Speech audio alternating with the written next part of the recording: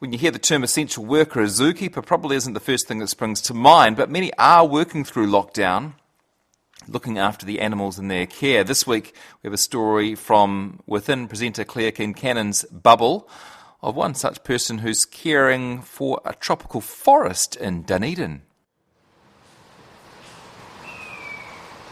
So I'm taking a break, just sitting at the top floor of the tropical forest. It's actually kind of cold outside and it's raining, but it's just so nice and warm in here, really humid. The reason we tend to call it a tropical forest instead of butterfly house is because we have all the other animals and just tons of tropical plants. And I'm just sitting here like watching the birds flutter around and chirp at each other, and a few butterflies just floating around. The whole experience is a little surreal, to be honest, because it's just so different without anybody else around. Kia ora and welcome to Our Changing World. Ko Claire Kincannon tēnei. And this week, welcome to my bubble. Dinner's ready! 4 of us live together in a house near the beach in Dunedin, all with backgrounds in science. Julia has a PhD in ecology and works in the botany department at the University of Otago. This is a life, Claire. Jono did his doctorate in pharmaceutical chemistry and is now a teaching fellow in pharmacology. Pharmacology does rock. And then there's Tony. Yo. Dr. Anthony Stumbo did his PhD in a type of parasite that infects fish eyes and has a background in behavioural biology. But now he works at Otago Museum.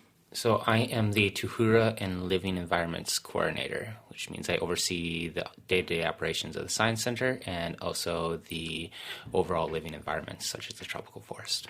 So during lockdown, Julia, Jono and I spend each of our days in our respective rooms, working from home on our computers. Tony, though, he has the responsibility of keeping a whole forest worth of living things alive. So I gave him a microphone one morning. All right, well, it's Wednesday morning of day 8 of our second full lockdown in New Zealand, and I just got to the Otago Museum. I'm walking through the parking lot to get to the back door of our tropical forest enclosure. I've been coming in most mornings during lockdown to take care of our animals, water our plants, and do any other essential things. The Otago Museum's tropical forest is a 3-story area kept at an average of 27 degrees Celsius. And it is filled with tropical plants and flowers, as well as many critters that need to be cared for. The first thing I'm going to do is I'm going to go into our locust enclosures and move all their old food from yesterday and their water dishes. And so we have 2 containers of locusts that we feed to various animals, especially the tarantulas and Shelly the terrapin. So now I'm going to feed the fish. Now we have about 15 goldfish in our pond, but they're actually breeding, so we have a number of juveniles here as well. And it's adorable. They just followed me. I walked from one end of the pond to the other, and they know it's feeding time. I'm now at our giant African millipede enclosure. So I'm just going to look at their food that they got yesterday, make sure it doesn't look too moldy. And we also have Goliath stick insects. Now these are really cool. The females can get up to 25 centimeters long. So we have 2 on display that I'm missing right now that are eating a little eucalyptus tree. We have 3 tarantulas. They each have their own little box enclosure, so they're behind glass. We have 2 Brazilian blacks and a Peruvian orange stripe. Now today is a day where I need to clean their water dishes.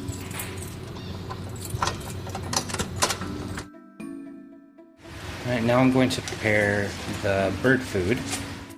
I actually have 3 species of birds at the moment. We have Bengalese finches, zebra finches, and those 2 quails.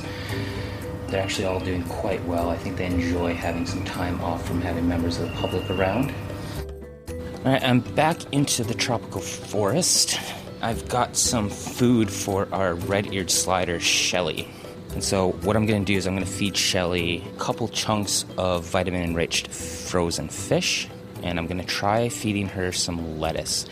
She doesn't really like to eat lettuce, that much, but we got to try to supplement her with some greens so she can get variety into her diet. Come on, Shelley, eat your greens. Now this, of course, is the same for many zookeepers or animal carers across Aotearoa during lockdown. They're still going in daily to check on animals, to feed them and to keep them happy.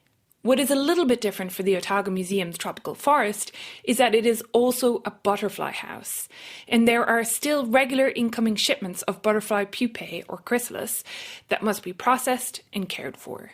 Kia ora, Tony. The pupae just arrived. It looks like a box from the Philippines.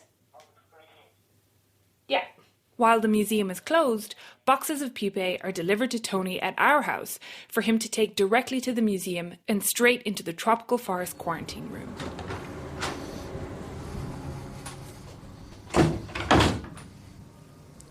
So I just entered our quarantine room. And this is the room that we bring pupae in when they first arrive. Every butterfly house needs to have their own quarantine room. And this ensures that all pupae that arrive into the country are brought into a secure room where they will be held until the butterflies emerge. And we do have a responsibility to the New Zealand environment. Since we're importing foreign organisms, we take as many precautions as possible to make sure that we don't potentially release anything into the environment. That's why we have the secure quarantine room and we do these parasite checks every day. So these arrived today, so they actually got into Auckland late last week. So they initially came from the Philippines. So we get most of our butterfly pupae from the Philippines.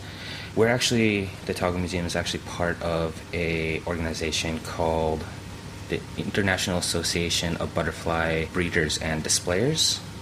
And the whole point of that organization is to make sure that people who display butterflies, such as us, work together with the people who breed the butterflies to make sure that it's done in a sustainable and conservation-focused way. Each box that arrives will have hundreds of pupae inside them. Because he's done this so often, Tony can recognize the species of butterfly pupae just by eye. So I just opened one of the smaller boxes, and I can see a layer of our palo and our parus, our Asian swallowtails and scarlet mormons, and they all look pretty good at first glance, which is exciting, meaning they're alive. They're the interesting little pupae, about 2 knuckles on my pinky long, and either green or light brown. They look almost like leaves or dried leaves, depending on the variant. Tony checks each one for parasites, logs how many of each species have arrived, and checks the condition of the pupae. Different butterfly species will spend different lengths of time in this stage, so Tony will prioritise the early emergers for hanging up. These are those butterflies that tend to come out of their pupae first.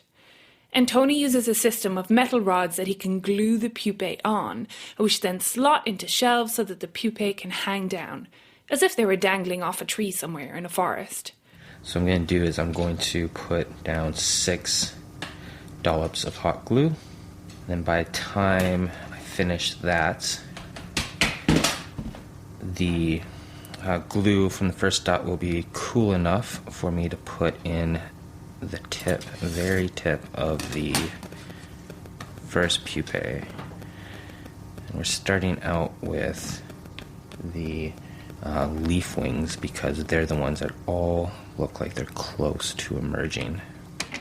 This, as you can imagine, takes quite a while to do for hundreds of pupae.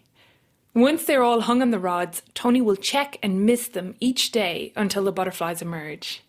Both Tony and I have the same fascination with this metamorphosis, and we had a chat about it later in my room.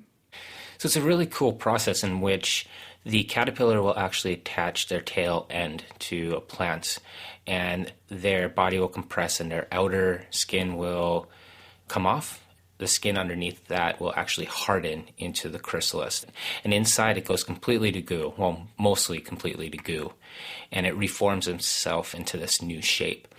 Now, it's not my field expertise, but I do know that there's still a lot that they don't actually know about the process. For example, behavioral biologist. I know this because if you expose a caterpillar to a predatory scent, like a scent, and then you give it some sort of predatory cue, when it becomes a butterfly, it'll remember that scent as a threat. And they have no clue how that happens because it's completely reforming its entire system. Of course, there are the not so glamorous sides to his work as well. Butterflies can actually get kind of gross. They secrete a liquid. Once they emerge, it's a byproduct of the metamorphosis process. So I'm going to clean that up. Once the butterflies emerge from the pupae and their wings harden, Tony collects them and releases them into the forest, which is where they'll live out their lives. And in the forest, they will feed on the fruit and nectar that Tony puts out for them. Technically, the tropical forest is a zoo, so there is a lot for Tony to think about. But it's not all just protocols and feeding checklists. The way I approach the forest is I have to look at it in many different ways because part of my job is keeping it running as a zoo and maintaining all the containment protocols. But also my passion is the science communication and being able to give an experience to visitors. So when they come in, they experience something that they may have never experienced before. A lot of people won't ever be able to visit the tropics. And so they'll be able to come in and they'll see species that they've never seen before. They'll be in an environment they've never been in before. And we can then use that to pull them in and teach them about ecology and conservation and things like that. One of my favorite experiences is when I'm standing near the tropical forest entrance and I see someone come in for the first time and I just hear them say, wow. And it just reminds me of how magical a place it actually is. You hear that sound that sounds almost like a frog croaking? So those are actually our quails. There's one right next to me here on the bridge, and the other one is on the other side of the forest. And one is making the sound, and then right away the other one responds. So right now they're just enjoying the peace and quiet of having the water fall off and being able to just roam around without anyone bugging them except for me. Huge thanks to Dr. Tony Stumbo, the Tuhura and Living Environments Coordinator at Otago Museum. This episode was produced by me, Claire Kincannon. Sound engineering was by Phil Bench. Tim Watkin is the executive producer. To avoid missing an episode, follow the show for free on Apple Podcasts, Spotify, iHeart, or wherever you like to listen to podcasts. Thanks so much for listening. I'm Claire Kincannon. Kia pai tō wiki.